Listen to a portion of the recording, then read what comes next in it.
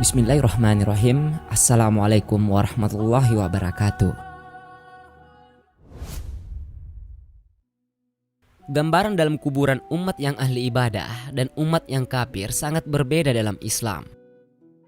Orang ahli ibadah dan selalu mendekatkan diri kepada Allah, maka dalam kuburnya layaknya seorang yang tidur pada malam pengantin baru. Sebaliknya, kondisi alam kubur bagi orang kafir sangat sadis dan selalu disiksa hingga menjelang akhir kiamat. Sebab dalam Islam meyakini bahwa akan ada siksa kubur dan hanya amal selama hidup di dunia yang bisa membantunya. Segala kekayaan dan pengawal selama hidup di dunia tidak akan dibawa mati dan masuk ke dalam kuburan. Ia akan hidup sendirian dengan lampu amal-amal tak semewah layaknya hidup di dunia yang indah ini. Hanya amal seseorang yang bisa menerangi alam kuburan dan menjadi teman hidupnya di sana.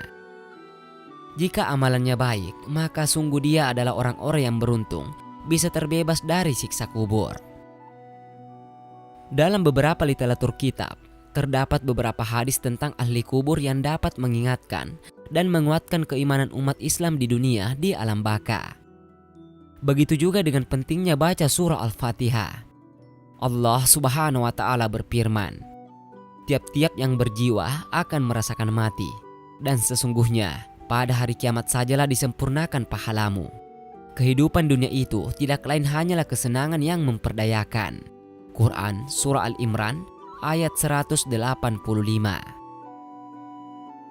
Pada firman yang lain, Allah Subhanahu wa Ta'ala mengatakan, keadaan orang kafir apabila datang kematian kepada seseorang dari mereka, dia berkata, "Ya Tuhanku, kembalikanlah aku ke dunia." Quran Surah Al-Mu'minun ayat 99. Dari firman tersebut mengingatkan kita sebagai seorang hamba yang diberikan kenikmatan kehidupan dan disempurnakan tubuhnya untuk tetap beribadah kepada Allah Subhanahu wa Ta'ala, pencipta alam semesta. Sebab di alam kubur Allah Subhanahu wa Ta'ala sudah menutup pintu taubat manusia, dan di sanalah ia akan menjalani hukuman atas perbuatannya selama di dunia, atau kenikmatan layaknya tidur sebagaimana pengantin baru. Malaikat penjaga kubur berkata, "Tidurlah kamu seperti tidurnya pengantin baru yang tidak akan dibangunkan kecuali oleh orang yang paling dicintainya.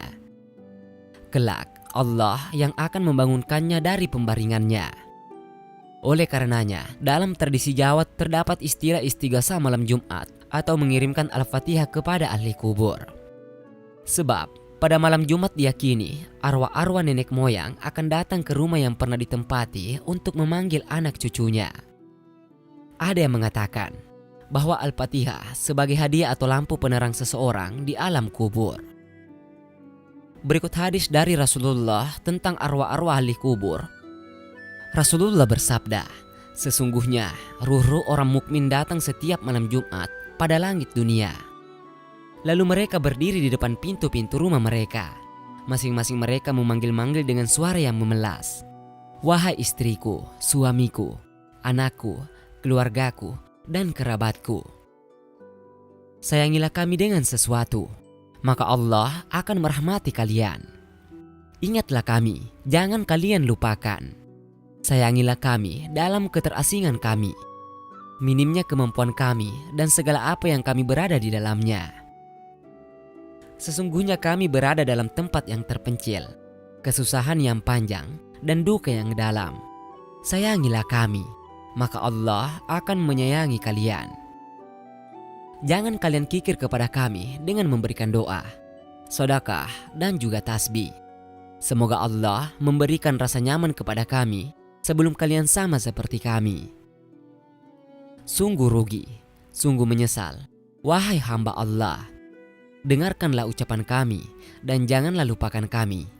Kalian tahu bahwa keutamaan yang berada di tangan kalian sekarang adalah keutamaan yang sebelumnya milik kami.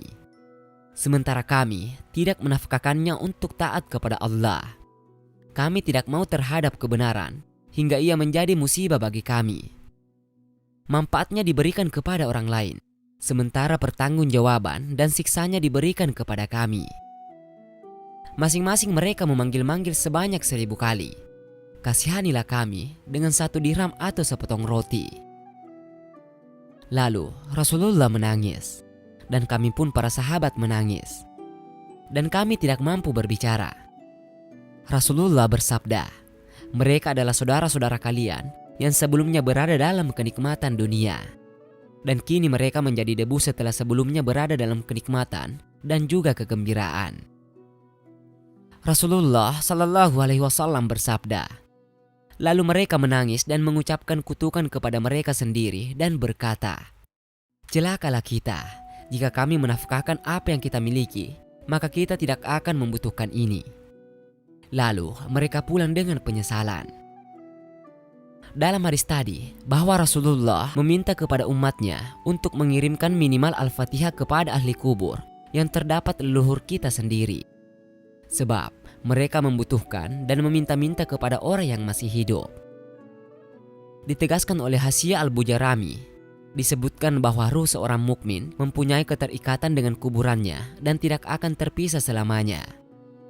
Namun keterkaitan itu menjadi sangat dimulai dari asar hari Kamis sampai terbenam matahari hari Sabtu.